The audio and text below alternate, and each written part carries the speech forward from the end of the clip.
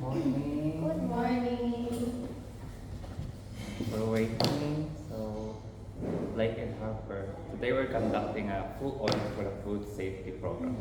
Our goal is to inspect our current training environment and review our food safety programs and system. We will focus on identifying hazards, determining risk, and recommending controls and corrective actions. Let's start the inspection of our current training environment. So, Blake. Good morning. I'll assist in identifying any hazards or potential improvements needed. As we walk through the training environment, let's keep an eye out for any issues related to space, materials, and facilities. Morning, I focus on the practical aspects, especially how the environment supports effective training and any immediate risks that could affect food safety. Okay, so we're going to start our food inspection and we're going to start. Ano kailangan gawin, Frank?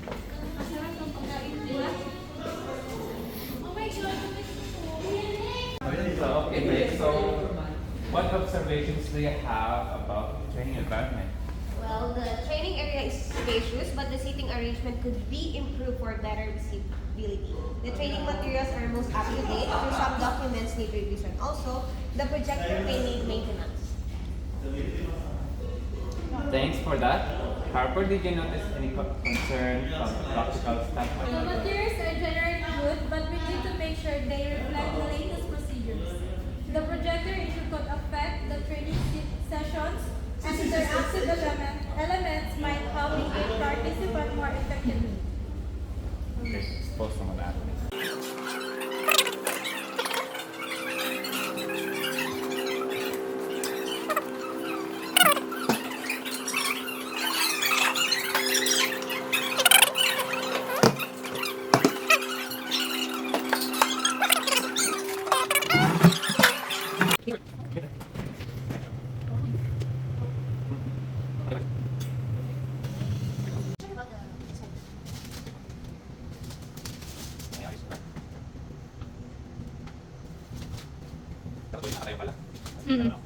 Okay, good. Okay na to, i-add nila lang. This one is not here, but there. Everything's clean. Clean. Excellent feedback. Now let's review the Coffee Republic Food Safety Systems as outlined in the Coffee Republic FSP folder. We need to discuss each critical point: CCP, purchasing, cold storage, cooking, reheating, cooling, and HACCP display. Let's start with purchasing. Existing procedures include suppliers audits and product inspection. Critical limits include checking for proper labeling and expiration dates. If non-compliance is found, corrective action would involve notifying the supplier and possibly rejecting the product. There is 3 non-compliant, which is suppliers are not yet registered and operating under a food safety program. Approved supplier form with supplier listed is not yet compliant. And the product receivable form include quality assurance specification for foodstuff supplied not compliant. Okay. For cold storage, we currently have temperature logs and regular checks. Critical limits are maintaining temperature below 5 Celsius. If temperature exceeds this limit, we need to address the issue immediately by adjusting the storage condition and possibly discarding any affected products. Okay, great points. What about the cooking and reheating? The procedures involve checking temperatures with calibrated thermometers. Critical limits are ensuring internal temperature reach at least 75 Celsius degree. If temperatures are not met, corrective action include recooking the food and investigating the cause. For cooling, we use timers and temperature logs. Critical limits involve cooling foods to below 5 Celsius within 2 hours. If non-compliance occurs, the food should be rapidly cooled and monitored more closely. And lastly, for hot display, we maintain food at a minimum temperature of 60 Celsius degree. Corrective actions for deviation include reheating the food to the correct temperature and checking for potential equipment issues.